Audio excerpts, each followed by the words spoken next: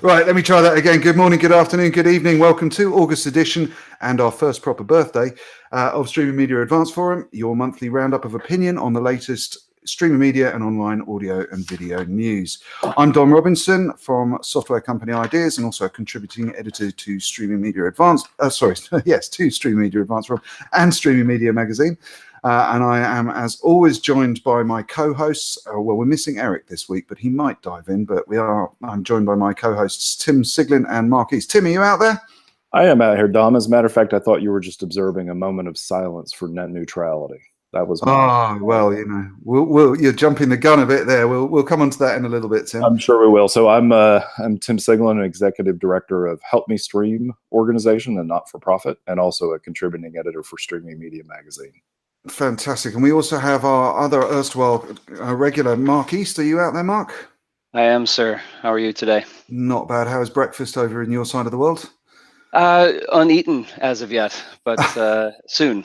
I'm going to start sending you wake-up calls about half an hour earlier, I think, then you can have breakfast before the show. It's well, then I only would have gotten 3.5 hours of sleep instead of 4, so, you know, it's all good. We'll find out. What have you been up to? Have you been gigging? Yeah, it's starting to wind down. I think we're about to finally get a break, but we've been doing lots of stuff. Just kind of came off San Diego Comic-Con for Marvel Entertainment, and that was a lot of a lot of interesting things that we were making a TriCaster do for about 6 days straight. So it's been an interesting couple of weeks, but we're starting to consult for a couple other companies on new and exciting things, and I'll get into that later in the broadcast. Awesome, excellent stuff. So, as always, we have some long-standing friends from around the industry joining us. A little bit of a preview, actually. Next month, we're going to be starting a new thing. We think that there should be more women joining panels and sessions on in and around the industry. So we've teamed up with a group who are going to be joining us and feeding us lots of guests who are female, which is wicked because we're all a bit bored of seeing each other's faces and we need some nicer faces to stare at while we're talking. So that's good. But for this week, Tim, can I ask you to discover who our guests are? Certainly. First, though, I want to go back. Mark, you said you were doing something for Marvel at Comic-Con. Can you talk a little bit about that, since it obviously was a public thing? I'm just curious what you were doing, especially having watched, the Avengers Infinity War and been completely bummed out at the end. I'll go grab my wristband. I have a wristband now that says "Spared by Thanos," and it's my prized possession now. But yeah, we took over doing all of Marvel's red carpets and that sort of thing, cast chats and stuff at the end of last year. So this was our first year doing San Diego Comic-Con for them, and it is quite an experience. I've lived in San Diego for a long time. I've been in and around Comic-Con for many years, but it was the first time doing a broadcast from the show floor. And it was daunting, to say the least, but we nailed it. I think they call it Marvel Live. They've done it for a couple years now, but this was the first year that they've really kind of upped their game. And we had 8 hours a day for all 4 days of the show, with interviews and packages from all of the different panels that Marvel was involved in, and we were making a TriCaster do things it just shouldn't have done, but things turned out quite well, I think. And now does the red carpet piece take place right there in the convention center, or at one of the 100 Hiltons that surround the building? No, so for the red carpets, those are for the actual movie releases. So we just did Ant-Man versus Wasp, or Ant-Man and the Wasp, about a month and a half ago. Before that was Avengers Infinity War, et cetera, et cetera. So we those all happen at either the Dolby or the El Capitan or the Chinese Theater in Hollywood, or all three. Sometimes Avengers Infinity War was 2 full blocks of purple carpet, and all 3 theaters, and it was the biggest premiere that they've ever done. So it was it's been a fun time working with that group. It's a new group within Marvel Entertainment called Marvel Digital. And they're doing some new and exciting things. We're looking forward to next year. Unfortunately, they're all done for the year. So Ant-Man and the Wasp was last for 2018. Looking forward to Captain Marvel in January. Mark, I just got to cut in with a couple of quick questions there. First of all, did you have to superimpose special effects live on air? lasers and lightning bolts and things? There were no lasers or explosions, no, but many lower thirds and graphics and that sort of thing. I kept begging them to let me do a like a shrink back animation, and they just wouldn't hear of it. It was and of course the TriCaster has that virtual set scenario. Do they build that up and use that kind of technology, or just the basic? Not yet. They like the backdrop is the booth and the show floor, and they like to kind of make sure that everyone knows that they're right in the middle of the action. Marvel has one of the biggest booths in the show, and they've got tons and tons of traffic. It's literally impossible to move within their booth. So they like that environment. We've talked about doing a virtual set sort of thing as an element of a red carpet broadcast. So hopefully they'll go for that in the future. I'd like to see what those things can do, but for the red carpets, the world premiere events, we're in a full-fledged broadcast truck. We're not using a TriCaster for those, so we'll see what happens. Good. I'm glad to hear that, because it's not necessarily a broadcast piece of gear. So those would be impossible. They're getting better, I will say. They are. The new TC1 and the IP series are fantastic, and they're robust, and they have redundant power supplies now, and they have all the things that you'd want to see in a broadcast piece of gear. But I had that on the TC850 too, but the problem was when it takes 30 seconds to boot up through Windows, it's not an appliance. It's a computer with a bunch of stuff up to it. That's very true. Very true. That's a whole nother debate. So let's go to our guests. And Brett, go ahead and introduce yourself and tell us a little bit about your background in the industry, because we were talking earlier, and it sounds like you've got a fairly varied industry background. Hey, I'm currently with Limelight, and have been as product manager for their CDN product for about the past 3.5 years. I've really enjoyed my time at Limelight. I was a customer of Limelight's many times before joining the organization. Before Limelight, I worked at Internap as product manager for their CDN, which was a much smaller CDN, but I actually also managed their Miro product, which was a fairly big piece of the business over there, which was their IP route optimization, which really plays a lot into how video works on the internet these days. And before that, I worked in operations. So I kind of took a sidestep into product management. I got real tired of my phone ringing at 4 o'clock in the morning.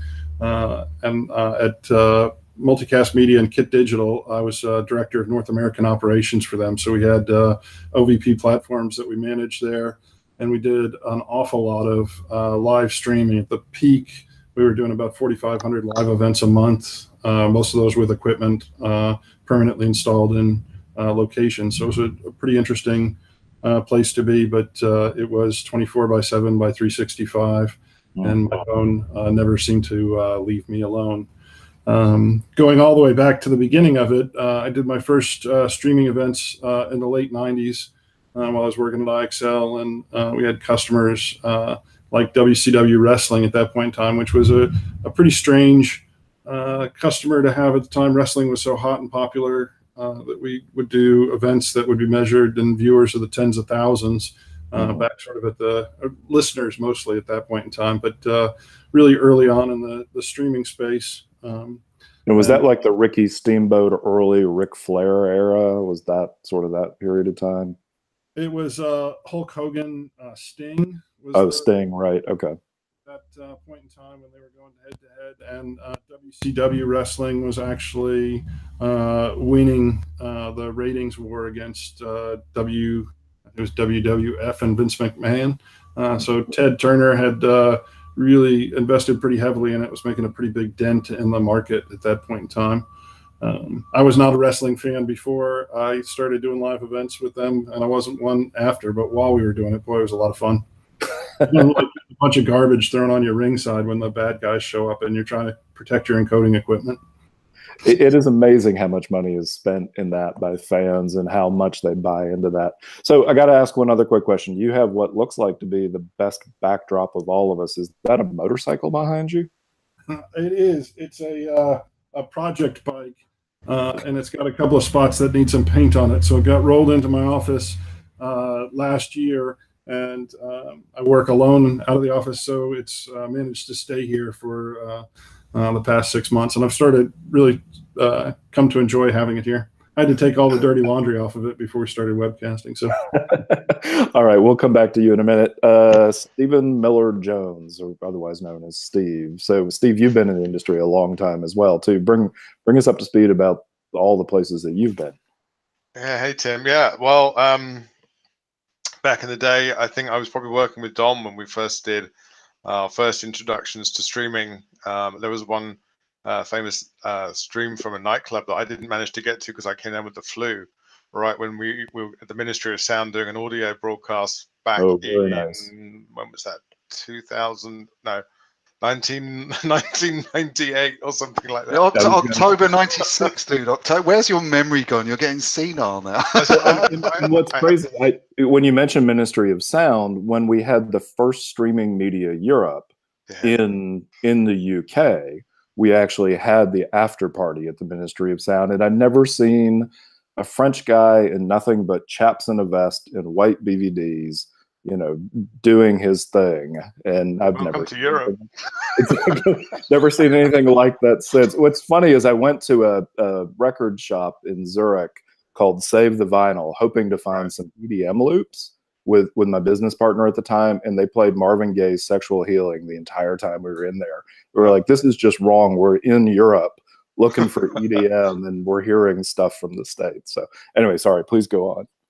No, that's how Europe works. So I mean, that was really the first sort of introduction to streaming, even though I wasn't at that event. And then I think probably next, I was working in a software company in the early 2000s, and again, my good friend Dom was involved in a lot of work around mp3.com, and he had his own site m3u8.com, started getting into sat transmissions and encoding. And sort of, we sort of intertwined a lot over the next few years on a variety of projects. And eventually I joined Dom at Global Mix in 2008, I think, maybe 2007. So as Dom says, my brain seems to have gone in terms of where dates are. It was about 2007, I think. Yeah, I was going to say, you weren't required to sleep in the Global Mix truck like Tim was, right? Not often. No, okay, I was wondering if that was like a rite of passage. With oh shit, he's still in there. Damn, I've got to go. That's where we left him. So then we did that a lot. As I said to my friend Brett, I actually have to make room in my brain for things, so I have to forget things like dates and Led Zeppelin lyrics these days. And then I worked at Global Mix till 2010. That was really good times. I mean, we were. I was very proud to have been part of the team that won the best live CDN, I think it was, in the European Streaming Media Awards back in 2000, and I'm going to say 9. So I think that was the right year. That sounds about right. Yeah, so that was really cool. And look, it did exist. Yeah, I even got that year right. Hey, he got the year right on that, 2009. There we go. Yeah. And as the door opens. And then I joined Limelight in 2010, Limelight Networks, and that was a real eye-opener for, coming from a small sort of localized CDN focused on live and audio delivery in the UK to, walking into something much more orientated around both large-scale video delivery globally and the interconnected nature of our network and POPs, and also what goes along with the CDN. Of course, there's a lot of video, but it's also objects, right? So all of the caching and delivery and the storage workflows and all of those interconnected and shared technologies, that was huge. So joined the ops team in 2010. I ran the solutions engineering group in Europe after that through to 2012. And then I had a little vacation for a while, and then I came back and worked in product management starting in 2013. In Limelight. I worked on our web acceleration product, our content delivery product. I was very fortunate to have been introduced to Brett during that time, and Brett joined me to work on the product team and took over from me on the sort of CDN side of things, how we actually operate at scale. And I now run the product group, which spans what we call content delivery services, video delivery services, storage, security. We're getting into some edge cloud, edge services, distributed computing.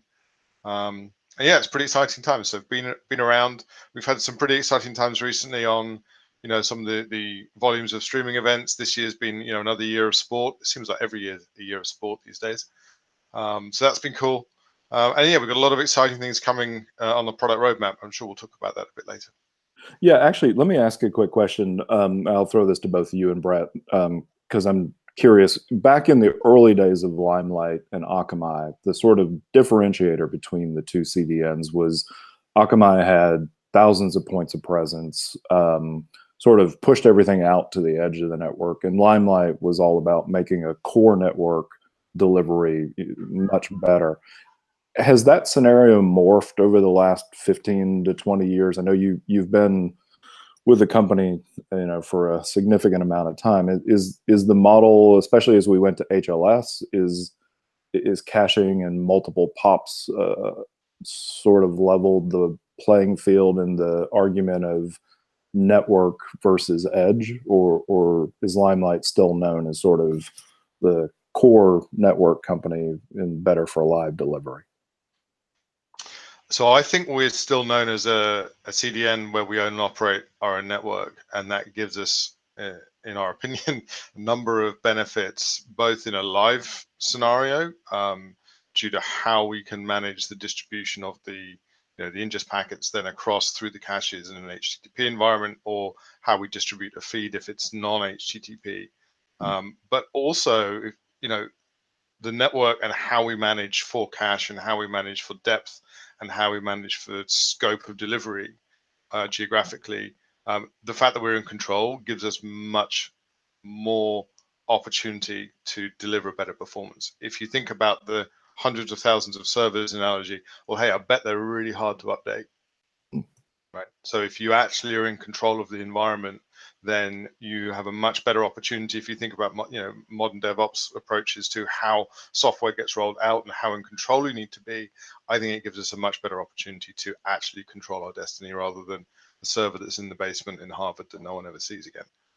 So I don't know if Brett works on a lot more of that side than I do, but I think there is a fundamental difference in the architecture still, and from where I sit, I think the way that we operate the network, although we're different sized, if you look at the raw numbers, and if you look at our financial numbers, the sizes are different.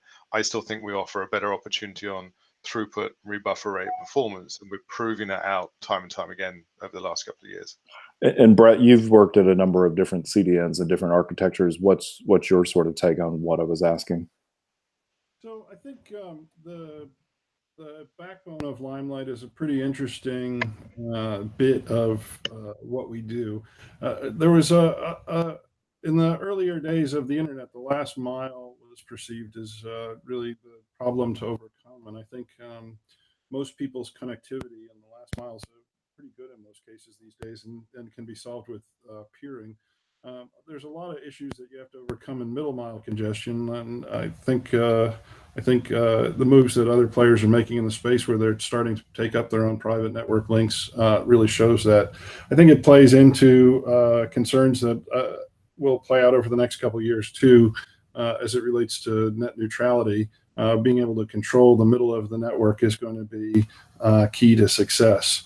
As far as the super pop model to many servers go, I think the likelihood that when you have 100,000 servers in the network, that any particular box has any particular piece of content that you want, except for the most popular bit, is not going to be very likely. So the fewer servers that we're able to operate with in general, I think is actually better, and we're optimizing for that all the time. You do have to bring the geography close enough to someone to not have latency be an issue, but I don't think you have to be in every server rack out there, and I don't think it's an advantage to do that. I think it's a disadvantage from management and a content distribution perspective. So let me cut in, guys. So obviously we had one of the biggest distribution events that you have in any broadcast media last month, the World Cup. How was it for you? I'll take a shot. A lot of it was exciting in Europe, and then I'll hand over to Brett again. But from a perspective of the customers we work with a lot of broadcasters around Europe. I think there's probably some interesting conversation about the rights over time. But we saw a significant distribution of content across the networks. There were some events that were particularly interesting, and time of day played a part across the world. But there was a lot of concurrency, and I think from a consumer perspective, I think the choice was impressive. I think the options to consume the content were pretty varied. Involving you have to get involved in the ecosystem that the content's distributed in. So in the UK, for example, that's ITV or BBC, so you had to be involved in them. I think it was interesting around the world to look at where there were some issues, with the fairly public YouTube issues. But I think it's really interesting that all around the news there's a lot of discussion on what's the rate of subscription that people are going to be able to pay for, or people will want to pay for. How many subscriptions per household are there for subscription OTT services, or paid versus ad driven, and are the rights people are buying going to actually be able to be recoverable based on ad or subscription based models? So I think it was a really interesting event from the perspective of how much content was being distributed OTT. I don't think the challenges were necessarily network based. I think the multi-format issues, there was some UHD going on, which was interesting. And I think it's about being well prepared for those events that makes them go well. I think the interesting thing as a consumer is going to be the fragmentation of availability due to the rights fragmentation itself and the different players coming into the OTT market. Did you guys publish any concurrency stats? Because there was some discussion threads that I saw on social. Did you guys publish any figures about concurrency, number of customers, sort of volumetrics and so on? Have you guys got any of those to hand? No, we didn't publish those, and it's the easiest thing for us really is to go and look at we work with pretty large broadcasters in geographies around the world, and I'd sort of refer to those numbers. We're a significant global CDN in the mix, so we carry the traffic. It's difficult for us to turn around and say we carried this much for this person, as it's not typically they don't want to have a view of a small part of their traffic, or half or three quarters, or whatever the number is that we might be carrying for that broadcaster. So it's more interesting for us to look at the total engagement of the event overall. And if there are, say, 5 CDNs involved in a massive event and 4 of them have a problem, the last one's going to have a problem too. So the individual numbers are interesting from our perspective. I don't think it makes a great story for us to come out and say we did X, because it's not representative of the event itself. I take it that the network wasn't quaking on its beat. Sorry, Mark. Yeah, I was just going to, how about this statistic of the rights holding broadcasters that you did carry traffic for? How many of them have a multi-CDN strategy, and how many of them are exclusively on Limelight? You happen to know? And if he knows, can he talk about it? Exactly, yeah. I'm certainly not asking you to name names, but just in terms of a percentage, how popular is that among large, content holders, broadcasters? Multi-CDN delivery is pretty much du jour, what everyone does.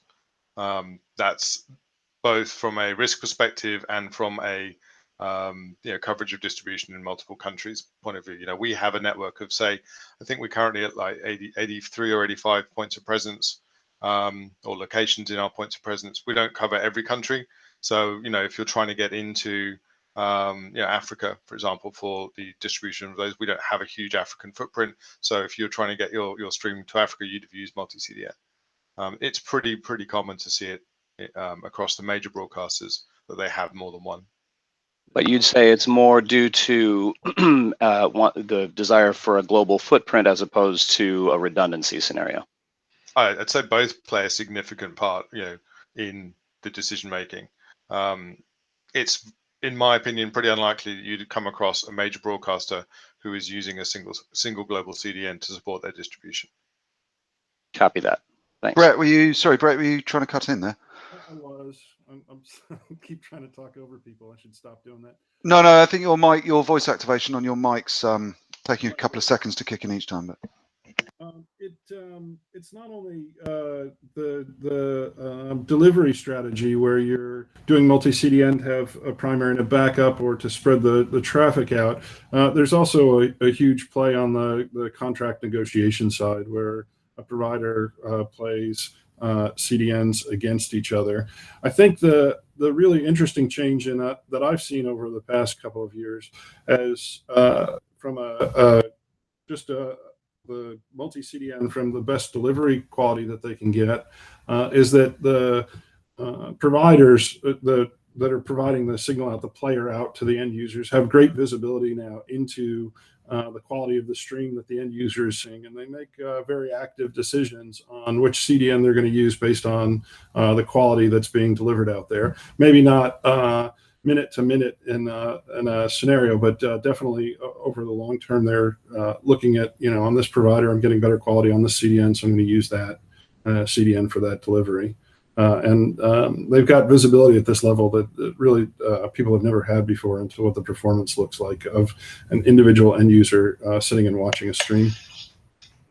So was the problem in Australia with Optus because of the fact that they didn't have redundancy? They assumed because they were doing it primarily as mobile delivery through EMBMS or whatever solution they were using. Was that a redundancy problem, or do any of us have any insight into what that issue was there? Stunned silence. I don't think I have a lot of insight into if it was a redundancy problem or not. I don't know that we're going to find out easily the root. Get our hands on the RCA for what actually happened. It was certainly interesting that it was pretty visible, and so it does point towards there being issues of redundancy somewhere. When we planned for, say, the last Olympics, we planned for the UK Olympics, and to again bring it to the UK for a second, the amount of time it took, not only to be sure for the major broadcasters who were involved in that connection to origin, and the way in which we're doing cache depth meant that we were not overwhelming the origin on cache fill, and how we deal with like live event traffic means that we don't take the thundering herd of each request for the same thing that you haven't already got and send it all back. Not only did we spend so much time on that type of thing, but how much time we spent working with the carriers and transit providers and the infrastructure providers of the country to ensure that there was not a redundancy problem was impressive. And it sort of smells a bit like from that one that there was just something not quite right with the planning. That's what it looks like on the outside. I don't know much more than that. Yeah, nor do I. I just wondered if it was a bit of bravado to say our network can handle it, because I think they tested on English Premier League last year and seemed to have relatively decent success. But obviously the World Cup has a much higher number of potential viewers across the country for them.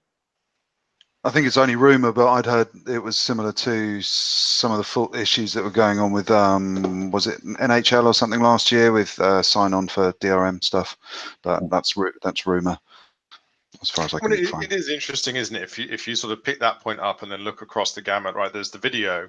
Everyone's like, it's the video. Every time you go watch a video, you have to get into a portal. You have to do authentication. You have to do your DRM requests. You have to get your license. There's a whole gamut of HTTP traffic going on and application layer traffic going on and security pieces in place that maybe get overlooked in the planning. Can I get enough requests per second on the video is one thing. Is an authentication server going to fall over because everyone forgot about it, or it wasn't incorporated in the scope well enough? Whatever, InfoSec overlooked a ticket. There's so much depth of complexity in the distribution of video into the apps and the app environment, as much as in the encoding, distribution, the production. What protocol are we going to use? What format are we going to get in? Did we get to every device with the right formats? So there's a whole gamut of stuff as well, which is pretty interesting around. Can you be successful in your event? It's not just the video, right? And so all the web acceleration pieces, all the security pieces. Is your WAF in the way of your origin going to be able to stand up to the request per second as much as the CDN can, or your distribution partner can? So I think Dom, gone up. Yeah, Dom, I think when we had Christopher Levy on, we were talking about a similar failure, and the conversation got around to, is it a failure on the video side, video delivery side, or is it a failure on the, DRM/authentication side? And I think the general consensus at that point was that, 9 times out of 10, when you have a massive, very visible failure like that, it tends to be, due to the fact that everyone paid a whole lot of attention to the video delivery piece and not a whole lot of attention to, you know, bulletproofing the licensed server piece or that sort of thing. Would you agree, Steve, Brett? I think it's easy to have a weak spot that you miss in any sort of delivery like that. Yeah, I've seen player embed codes that were used before that loaded a player multiple times and would DDoS the end user because we're actually running the video stream layered multiple times in there. I've seen DRM issues. Certainly there have been CDN scale issues. I've seen issues with not enough redundancy at the encoding side of it, where the streams are starting out. You know, we should have had a satellite truck out there or something to help it along. It is usually the spot that didn't get looked at or thought about, and people assumed would be okay, that will go poorly in a live event. And unfortunately, and often it's very difficult to get the attention across all of those spots that you should have had when it goes across multiple vendors.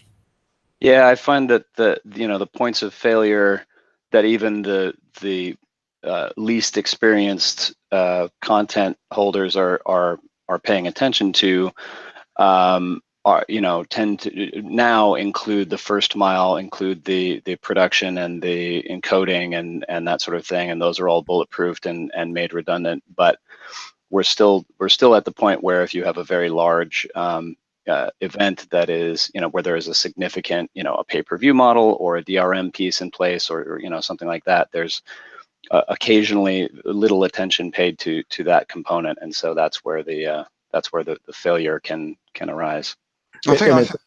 Sorry, go ahead, Dom. I was going to say, I think we also struggle from my life. Yeah, we also struggle with the fact that at the moment the broadcasters are so probably threatened. Their traditional models are quite threatened that even the slightest issue on streaming gets a lot of fanfare still. Where I'm not quite sure that if you get I know that there were a number of problems with the traditional broadcast over here. People were switching between broadcast channels, BBC One, ITV, and so on, because they were having problems with one or the other. And I didn't quite see the same news fury about those as you do when one streaming provider in Australia has a problem. Suddenly it's, oh, streaming will never work. Live streaming's never going to take off. It's all crap. Everyone's clapping before they've seen the goals and all this sort of stuff. And I think that that's actually, to an extent, change resistance from the traditional industry as much as possible. Well, and you notice it was a great PR move for the traditional broadcaster in Australia to promote that, because not only did they promote that it didn't work one day and put the mobile provider on the hook to get it fixed, when it didn't work 2 days later, and all of a sudden the solution was we're going to hand it back to the traditional broadcaster. That became essentially preaching to the choir of broadcasters who, as you say, are challenged on this. I was going to add one other thing. It's interesting to me. I wrote an article or a column for Streaming Media talking about how first world problems and third world problems when big events are hosted. And you remember, Dom, because you've got ties to Brazil, that when Brazil, after the London Olympics, they were going to do the World Cup and the Summer Olympics. And there was this huge outcry that the venues weren't going to be ready on time. The venues were not only ready, they were able to be used to host events in a space of 2 years. Same thing in Russia, obviously, with the World Cup. And ultimately what happened in South Africa, if we go back to, I think, 2010, there, the venues were completely ready. The infrastructure capability for dense wave division multiplexing and other things to do broadcast out of there were brought in on a temporary basis, used for that event, and then yanked right back out of Africa. And it's interesting to hear Steve mention that there's still issues about getting into Africa when, in terms of ISP providers and like that. So part of what I'm looking at that I find fascinating is we talk about this infrastructure model. And in the first world, we sort of point fingers at quote unquote third world countries for not having their act together. But it's very clear in Australia that in a first world environment, we didn't have the infrastructure together as an industry or they as a single provider. So I think it's fascinating to me that the premise of infrastructure matters when it comes to big events. is as much about this kind of thing as it is about the venues themselves. So, guys, I've got a chip in for you. What do you like? Next story on my pile here is that is just to pick up on Amazon paying about 80 million UK pounds for Premier League rights online and so on. I mean, obviously, the big guys are starting to commit quite seriously to taking live sports online and make that industry grow and so on. Are we there yet? Have we got a bit more roller coaster in terms of expectation setting, do you think, on the in terms of user experience, or you know, what's your general feeling at the moment with live sports getting online? So I have a few opinions. I think there are a number of questions hiding in there. So one, sports going online, I think, is an obvious OTT play because of the range of interests that there are in the consumer base. In theory, it offers a much cheaper access to delivery than traditional satellite or buying time on a channel on satellite or broadcast. And I think that still holds true. I think what's interesting in a different way about what's happening in the rights market, if you look at Amazon and you drill into their business model, what's really happening for them in particular is the issue with how much it costs them to acquire a new Prime customer. And yeah, there you go. There's the quote in the middle of the screen there, right? If you think about their average time to convert someone to Prime and the average revenue they earn from Prime before that user does anything, it gets them an awful lot of benefit to convert that user to a Prime user to watch one game. So I think there's some intertwining of economic interest in their particular case. And I think we have to look carefully at some of the other operators who buy rights for OTT distribution, who are looking at their subscription models and what else comes with it in order to understand the economics. I then think that there's a third question you're asking, I think, which is about, are we ready for this? So let's just take a step back. The big events are interesting because there are lots of people watching the same thing. So, that puts us pressure. If we think about our systems, it's higher requests per second for the same content, for the same objects, so it's a scale problem, right? What's happening every single day, there's not a big event. However, those same people are all watching things online, just not quite at the same time as each other. They're all consuming content. Amazon, Netflix, iPlayer, you name any, as Tim was saying, sort of first world country where we've got a distribution of OTT services, people are watching them all the time. The scale is already in place and being distributed and used all the time. It's just concentrated in a live event. So I don't think it's surprising that the OTT rights are being fragmented, and I do believe people will be watching them online. I don't think that's in general a particular problem. I think the economics of it are pretty fascinating, and I think the challenge is going to be to look at, as a consumer, how much am I willing to pay and how many platforms do I want? If they're ad funded, I think there's still challenges with the quality versus how much do you get paid for the old statement. Do I get any more money for an SD ad, or do I get any do I get any more money for an HD ad than I do for an SD ad? And the answer is no. So the ad model has some challenges with quality and cost. So I think the economics as a consumer are going to be interesting. So I think there are a lot of things hiding in the question of, is sports right to go online? I think fundamentally, yes. I think the internet can cope with it. Large single events are interesting, challenging, but in general terms, I don't see why not. So there's an interesting one of the other articles, which I'll stick up in a minute when I stop yattering, but one of the other interesting comments that's been circulated is that obviously in the streaming environment and in the online world, they can push technical boundaries that much faster. So there was a couple of streaming companies that had installed a number of 8K cameras around for streaming the World Cup. And that was pretty unique to being able to stream 8K to any platform, and it can only be done online. So I think that the innovation edge is probably starting to drift. I doubt we're going to see that type of expense in broadcast infrastructure probably until it's proven on streaming these days, which is a bit of a turning of the tables from how things were a few years ago, at least. I think people are willing to experiment more. I think maybe online. I mean, your device in my hand has got a really high level of luminosity. The lumens are really high, right? So it can handle the some of the resolution. If you look at the buying cycle of TVs, I think that's really what you're competing with, because some of the research that we do, we publish papers like about the state of online video and that kind of thing. And one of them, we did a lot of research into the buying cycle and where do people watch things. The TV, that device, the bigger device in a lean back environment is still a focal point for consuming the content. So I think for like things like 8K and the broadcaster environment, you're still tied into a consumer cycle of when am I going to buy a new TV? So I think that's still prevalent versus how quickly I replace the phone in my pocket, which seems to have a much shorter life cycle.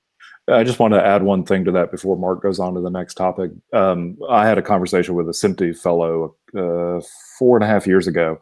We were talking about 4K streaming versus 4K broadcast. And he almost to the month said, gave me the projection as to when he thought 4K broadcast would happen. And he said very clearly, we're going to try it out in streaming first. So Dom, to your point, I think that's exactly what's happening. It's much easier to play around with a whole bunch of variable bandwidths and figure out where the optimum is so that you can then apply that to the spectrum of over-the-air broadcast or cable frequencies. So yeah, I think we are now both the test bed and the canary in the coal mine to figure out what makes sense for the next format. I think that could be said of pretty much any large rights-holding broadcaster for any of these large properties, the Olympics or the World Cup. The live streaming is the test bed for everything from 8K to HDR to 10-bit to whatever. And I think that's relatively recent, and I think it's probably here to stay for a little bit. What are the thoughts on that from the CDN side?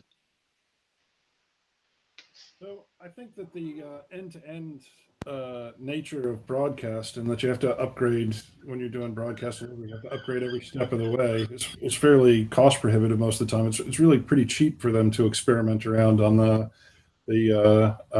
IP side of it and stream it over the internet. The devices on the end are fairly easy to adapt to the different bit rates out there, and consumers are adding in those things fairly quickly. I didn't think I'd be one of those guys that would upgrade to a 4K TV so quickly, but I did, and 8K is coming soon, I'm sure, here in my living room, even though I don't really care about the quality of the picture myself. I know a lot of people do. It's not, I've never had that golden eye for looking at a picture. I just like the content coming across. I think the interesting thing from a scale perspective is that every time we have one of these large events, the players that deliver it get better. We started planning for World Cup many months ago, and we made a lot of improvements that were some of them fairly innovative tuning of our systems in order to handle that World Cup traffic coming through. Now, the event's over. All of the tuning work that we've done to improve our systems is in place from here going forward. So every time we look and achieve a new peak in traffic or a live event or something like that, and we have success there, the foundation that we built is where we're growing on for the next step there. So I think the industry is going to do a pretty good job scaling to meet the needs as broadcasters and viewers get the content out there. Yeah, I think that's an interesting part of this equation. I mean, it's certainly costly to upgrade the broadcast chain to support something like 4K, but it's even costlier and introduces more of a delay to wait for the installed base to be there so that people can actually watch 4K. Like, I've had a laptop with a 4K screen for 3 years now, and though I hesitate to admit this, I don't have a 4K television yet. So if I wanted to watch this content, I would have to watch it on my laptop, but I can now. And there are many, excellent 4K compatible players out there, and it's a lot easier to develop a player than it is to, wait for people to have 4K in their living room in a lean back experience. So, yeah, I think that's more of part of the equation than updating the broadcast chain, if you will. But we still have to solve the latency issue in streaming. And I think that's the thing that why I see us as the test bed we can do 4K all day long, but if it's 4K at a 30-second delay versus television, you know, for live events, we're not competing with television. We're still at this bed. I agree, and I posted a couple articles to the Flipboard regarding ultra low latency streaming. We're actually consulting for 2 different companies right now that have very interesting concepts that in part mirror the HQ Trivia model, where they're developing apps, you know, vertical video apps that have, you know, various applications, but they all rely on, you know, very high numbers of, you know, flash traffic tuning in for a 20-minute period to do something. I can't talk about what they're doing at this point, but no, it's not peer-to-peer. It's something else other than peer-to-peer. Yeah. So it's very much, you know, like HQ Trivia, you know, leverages a couple different CDNs to do what they need to do.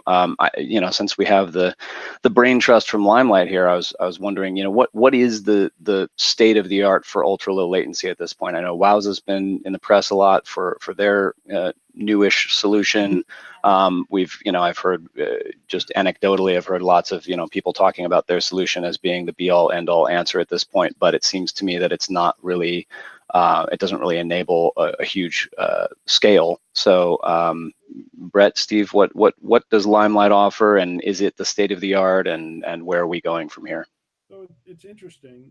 We've taken, as an industry, we've really taken some pretty significant steps backwards in low latency streaming in recent years. When I started using Limelight as a CDN back when I was doing live event stuff at Multicast Media, we were doing, I usually wouldn't talk about customers, but it's customers from a long time ago in a different company, so I guess I can. We were doing live streaming of Sotheby's auctions, art auctions, and we actually had one time the buyer of a Rothko painting. It went for like $90 million. He was actually watching the live stream, bidding on the painting of it. And the latency at that point was super important. And we were at, I think, about 2.5, 3 seconds on average on the Limelight network at that point in time, which was pretty awesome. I think Akamai, we were about 10 or 12.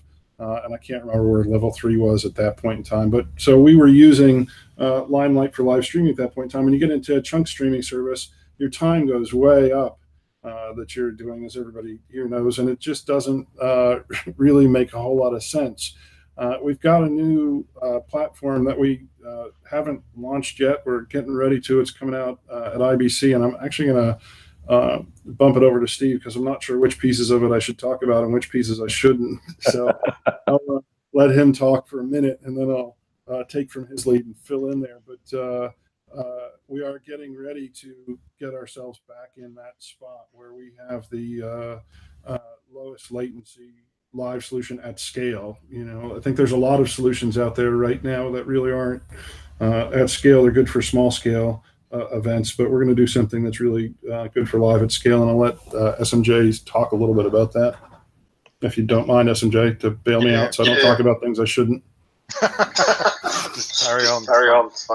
I mean, our aim from a sort of product management perspective, if I sort of start there, you know, Brett and I both work in product management. The aim, we started talking about this a long time ago. The aim was, look, you know, there must be a way to enable us to scale easily that doesn't then require a, you know, fully customizable plugin. It can't be just peer-to-peer where we've got no control, and we surely must have some format available to us that can actually be, you know, natively adopted out in the consumer side of things that we can use to deliver a low latency streaming solution. So we started a long time ago looking at the prospect of WebSockets, and we turned to looking at WebRTC as it became more natively supported. And I think there was a real turning point towards that kind of protocol and format when Apple announced a year and whatever ago that they were going to natively support the format as well. So we've been working on an at-scale solution to deliver sub-second latency video. And we've been working with a number of players in the gaming and sports industries to identify what the key requirements are for that kind of streaming. So, in a sort of gaming or gambling environment, is it a tiny screen? Is there high resolution? What's the effect of a packet loss? What's the effect of on the user? What is the use case they're catering for? So there are a number of different requirements coming into it that drive us down the solution set that are specific to the industries that are really crying out for it. It's interesting to look at sports, esports, as a consumer environment and lean back leisure watching versus an engagement from a betting standpoint, for example. There are quite different fundamental requirements going on. So we've approached it to understand that and try and come out with something that's going to be natively supported, can be. It'll have the ability to be used in plugins for SDKs and built into apps, so you get a rich environment. And we've been looking at the feature set so that there's the possibility for ABR, there's the possibility for shared data objects to be used so that you can get a truly interactive environment going on. So we're really excited about what we're doing. We've been at NAB and a number of conferences around the world this year demoing our proof of concept platform, and we've been able to get under a second globally from an ingest in one location, and then we show on a number of screens latency from local playout, international playout, and far away international playout, and we've been able to get under a second, and it's a UDP format. So what's then interesting about low latency then is the challenge that you have on what happens when there is some packet loss along the way. In a UDP environment, you're not going to request the packet again, so there's a difference in how the stream behaves. If you then sort of look back up the stack and say, well, actually, I want like 2-second delay. We've also done a lot of work in our sort of packaging product. We have a product called MMD Live, which is orientated around Dash, HLS, chunked HTTP streaming.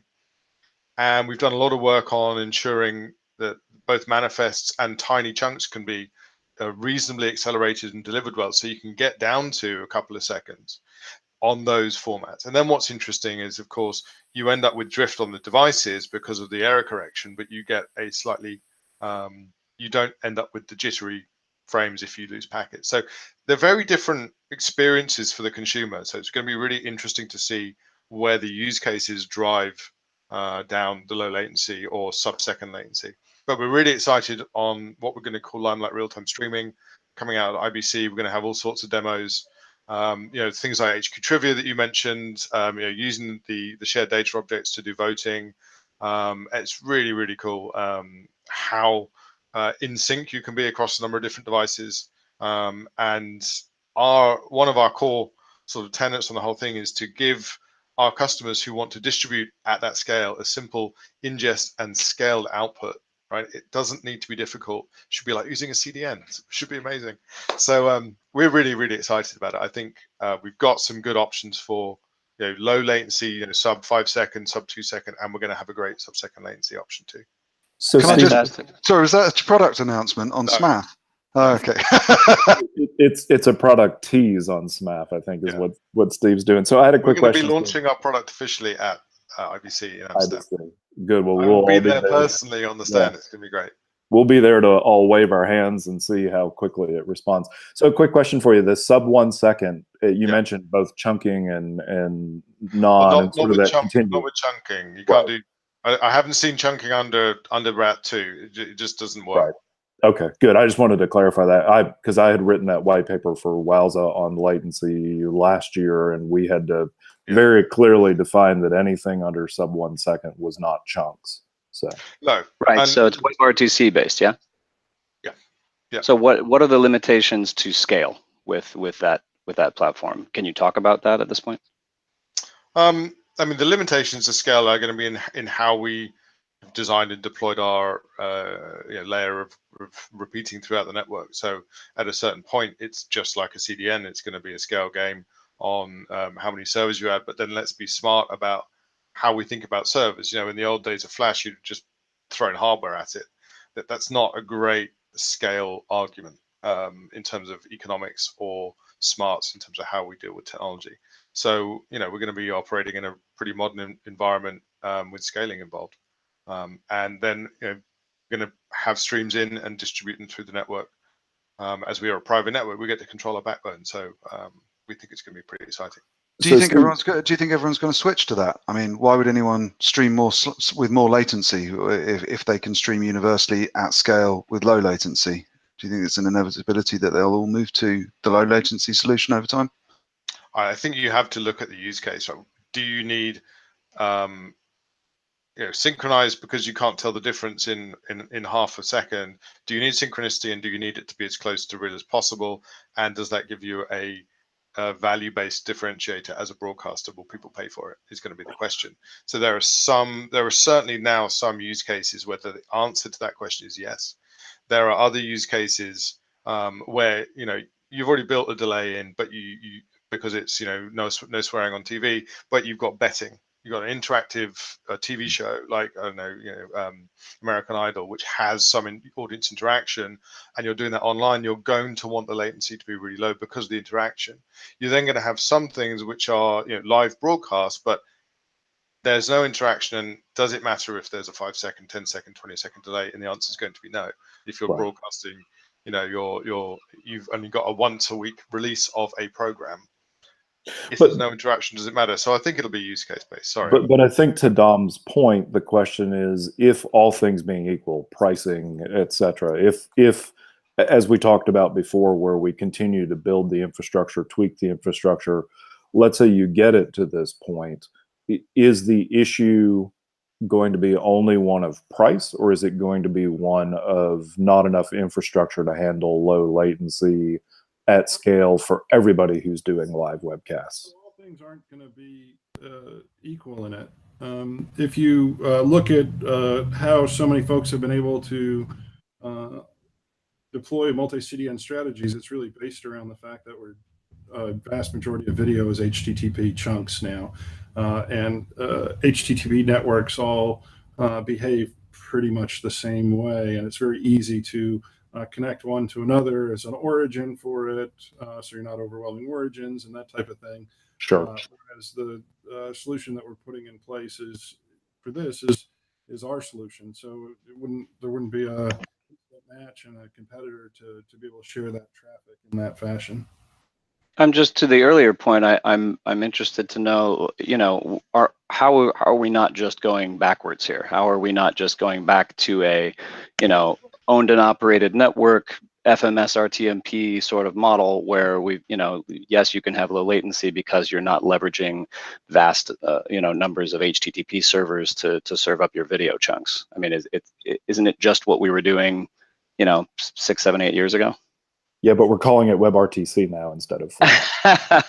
Well, that's time to invest in Adobe, guys. Well, I think the question is actually, I would ask the question a different way. Right? I would look at it and say, what are the audience demanding, and what are the people producing the content demanding that is available for them to deliver, and can we provide a solution for that? And so what we've been looking at is what are we being asked to do, how are we being asked to behave for end users, and can we provide a solution for that? So I appreciate that there's an interesting technological twist on, is it just going backwards? But I don't really think that the way in which one is building and deploying a solution stack today is the same as how one would approach deploying FMS in a scaled environment back in 2010. So it might look like that if you just think about it from the format side and how does the client connect and where's the ingest. But I think if you think about managing a service at scale, I think it's vastly different. Steve, you mentioned hardware. Sorry, Brett, I didn't mean to cut you off, but let me just ask a quick question. You mentioned hardware. The old days, we throw hardware at things. Does virtualization actually cause additional latency, or does the idea of virtualization lower the latency overall? That may be a question for Brett from a technical standpoint. But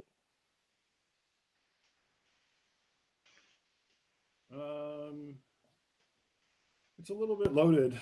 I think in a lot of cases, virtualization, that extra layer of virtualization, you just can't squeeze everything that you want to squeeze out of a piece of software when it's in place. So there's a lot of things that make sense virtualized, but there's a lot of delivery at scale things. We're getting your software onto bare metal just makes more sense than a virtualized service does. I mean, being able to pick up and move VMs around from deployment, replication, and quality of service standpoint is certainly really, really nice operationally. But there are just a lot of things where getting down to the bare metal is the right solution. We've got a partner that's put some equipment on our network, guys that I'm friends with actually from years ago, Packet, and they're doing a whole deployment of just bare metal at the edge. Is there a cloud solution that they're looking at for customers that really understand really specifically what they want to do and how they want to execute it, and they don't want anybody in the middle mucking about with their technology. So they're just spinning up bare metal servers. They do it very fast, like you'd get a cloud service, but you're actually getting a box with nothing on it except for the hardware to start off with, which is pretty interesting that there's a demand for that at the edge of the network, sort of outside of the streaming space. Cool. So Tim, you mentioned we're actually slightly overrunning, but we've got a couple of little bits and pieces to fit in. We usually try to do a bit of a sexy kit roundup right at the end of the session. So Tim, you mentioned you've got some new toys or some old toys. What have you got this week? Yeah. And as a matter of fact, I'm glad that Brett said that about bare metal at the edge. So I'm going to use these and explain them based on the size of phones. So this is an iPhone 7 Plus. This is actually the computer that fits within that size. This is based on the Rockchip 3399. So it's a 6-core with a GPU that has multiple shader options. And then the same thing, the mini version of that, which fits in the same size as an iPhone SE. And as a matter of fact, we're actually playing with these to deploy to the edge for a project that I'm working on. And precisely for the fact that you can't, one of them just dropped. Precisely for the fact that you can't necessarily in a virtualized model do some of the things that you can do on bare metal. So these are typically $100 roughly is what. Now the problem for us in the States, because of our lovely president's tariffs, is we're having difficulty getting these out of China at the moment. So I may end up making a trip to China just to pick a couple up. Well, you might have to do that now you've dropped one on the floor at least. Excellent. So quick roundup question. Who's going to IBC? Brett, are you at IBC? I think I'm not going this year. You're not going? Oh. He's got to work on the motorcycle.